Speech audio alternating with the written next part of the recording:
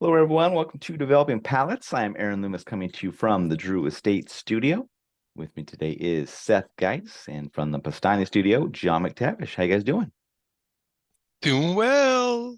Doing well. Happy for North America, or I guess Canadian in this case, basements. Having basements is really cool because it's cool. It's keeping me away from the heat. It's lovely down in the basement. It's a nice. It's like a walk-in fridge. It's just it's so nice down here, and I have to use air conditioning for the basement. Yeah, don't know much about basements over here. Yeah, you guys really need to get into basement culture. I'm telling you. It's once you get to a certain point, like there's a lot of basements in like New England, New York, and so forth. But once you get down to the south, there's a lot No less. basements. There's not as many basements. You got the clay soil. It's not. Yeah. Listen, my friend, if you can make a basement in the Canadian Shield, I'm pretty sure that you can make a basement in clay soil. I'm sure there's a way. I'm sure. I mean, we can is bedrock. We're digging into bedrock. Like I know, but ours is just the water absorption by clay and just how it's gonna flood your basements all the time. That would be bad. That would be bad. That's where we're at. First All world right. problems, though. First world problems. So today we are talking about the Artista Falu Robusto. It's more of a Robusto Extra, 5-inch by 54. Comes out of the Tabacalera El Artista factory in the Dominican Republic. Wrappers broadleaf. Binder is Indonesian Sumatra. Filler is from the Dominican Republic. It is blended by Ron Rodriguez. Price point is $10.20, and the cigar was released in April of 2024. So with all that out of the way, Seth, what was your overall experience like with this cigar? I really have to go first on this one. Yeah. Listen, it was rough. It's broadleaf. I don't even know where this broadleaf is from. I don't think it makes a difference. I'm pretty sure I'm 99% sure it's Pennsylvania broadleaf. Oof. Okay, well, I'm glad we're having this conversation. Let's go. We'll talk about it at the end. All right. Wow. That hurts. That's the case. That really hurts. There's like this bad cocoa fruity quality. There's some wood leather. There's like some herbal tobacco notes. I found it was like faint mineral, medium in strength. It just kind of had this stew of stuff, and it just wasn't pleasant throughout. I just didn't blend. I didn't think anything worked together. Medium beginning to end. I had pretty bad burn and draw as well, so it was just a rough experience. John? Well, when the resident Dominican fanboy starts things off that way, this might not be going in a positive direction.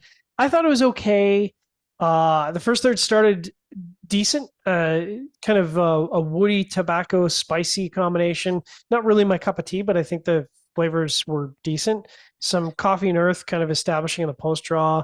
They were more kind of an accent note, I think, overall. And then earth and espresso on the retrohale with pepper spice. And it had a lot of pepper spice out of the gate, which surprised me. Kind of medium strength, which is not really something I associate with Artista's sort of blending strategy. So that kind of caught me off guard. And then kind of a multi sweetness settled in. So it's kind of multi sweetness, espresso, tobacco, toasted earth. I was like, yeah, it's interesting. Second, third kind of sweet tobacco, medium strength spices, earth, wood. Chocolate kind of added a little complexity, but I think there was so much going on that the chocolate just kind of got pushed aside.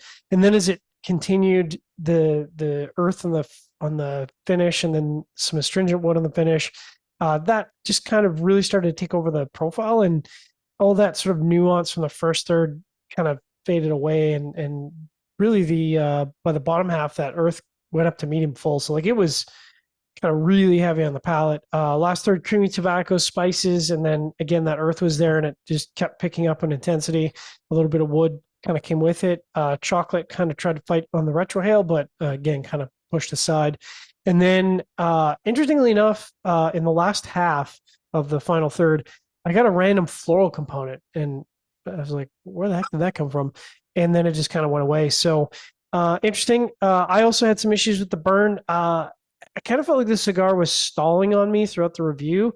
So I was kind of changing up my pace just because I felt like the cigar was going to go out at any moment. Like, when you draw on a cigar and you get some smoke and then you draw again and it's almost nothing, you're like, oh, the cigar's not burning.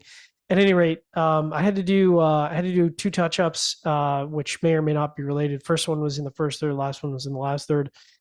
So that was kind of a drag. I don't think it affected anything because it wasn't a relight, and draw was perfect. So overall, above average, I would say. Aaron, what about you? Yeah, for me, this cigar started with a mellow mix of toasted cedar, earth, and a bit of buttered popcorn. The popcorn note faded away by the end of the third. Second third saw some black pepper join in, and it built up a bit in the final third. But overall, the cigar just kind of had an average flavor profile throughout. Really just focused around the toasted cedar and earth with black pepper as a supporting note. Flavor delivery was pretty good though, so if you're a fan of just kind of cedar and earth, this might be worthwhile to try out. But for me, just a bit too simple to make me really want to come back to it. I will also say that I had some burn issues. It was perfect through the first half of the cigar, no issues at all. Then it started to get wavy, and then I had three relights in the second half. So just kind of a tale of two cigars, I guess you would say, is how it went. All right, let's get into the scores. We're going to start at the top with John at 5.9. I gave it a 5.35, and Seth gave it a 4.18. So, John, how'd that 5.9 match up for you? Yeah, it makes sense. Above average flavor gets you to a 5.75, and then the rest is all construction, but it's below a 6. And even I think in this case, if it was like a 6.1, it's probably not something I would seek out again, but score matches up well. Yeah, my score matches up well. Average flavor profile throughout, with the burn knocking it down a bit more. No issues with the draw. I just don't know what was going on with the tobacco in the second half. Just I don't know, didn't work out for me, but the score matches up. All right, Seth, 4.18. Listen, when I'm rough on something, I'm rough on something, and this is just better. It's better than a 0. Let's just put it that way. It's better than a 0. It just was bad. I mean, the blend was not good. There was nothing going on, I didn't think. You could really get that Indonesian Sumatra. It was just it was a rough. I don't care about the price. It was, I don't know. What are we doing? Not like what are we doing, but like Artista's done. Haven't we smoked something that we thought was somewhat decent, or like there was? Didn't we have something? The Buffalo 10 or like Buffalo budget, Buffalo 10 Connecticut was budget cigar of the year by about a country mile. Yeah. And it was a decent cigar. Yeah. It's just nice, I don't know. Sometimes more is just, what are you trying to do? Yeah. All right, final thoughts, John. So I mean, listen, we're entering into a post broadleaf crisis. I think there's going to be a lot of times where people say broadleaf, and that can mean a lot of things. It can mean Honduran, it can mean Ecuadorian, it can mean Pennsylvania broadleaf, it can mean Connecticut broadleaf, it can mean Connecticut broadleaf. It's not really Connecticut broadleaf, it's something else. It didn't taste like Connecticut broadleaf to me. I didn't blend the cigar and I didn't see the tobacco, so I don't know, but didn't taste like Connecticut broadleaf to me. And I think that's part of the issue, is that if it isn't Connecticut broadleaf and you try to blend for Connecticut broadleaf, that profile is just not going to work. And to me, this just wasn't a profile that, I think stood out. I kind of think I got a sense of what they're going for, but what was the price point of these? 10-20. I mean, it's not a bad price point, but you got to deliver something a little bit more, I think. But I did get that weird kind of like, not weird, but that like buttery popcorn, which is interesting. Yeah, that's interesting. I don't really get, but it was there for a little bit in that first third, so that was kind of cool. Listen, I mean, if guys are really into that kind of earthy, woody, spicy combo, this might be their jam. So yeah, price point's okay. So yeah, I thought it was Nicaraguan broadleaf. I was like, this is shit. Yeah, it could also be, I mean, that's the thing. Like, there's so many different, broadleaf means a lot of different things now. So it does. And, I think for a while, we were so used to Connecticut broadleaf, and then Pennsylvania broadleaf came around, but it was not like it came around as an alternative. It came around as an addition and something new. And what now seemed like, I think the truth is that they're growing broadleaf anywhere they can because they can't get in Connecticut, and they're hoping they're going to get something somewhere. And what we're seeing is that it's just bad.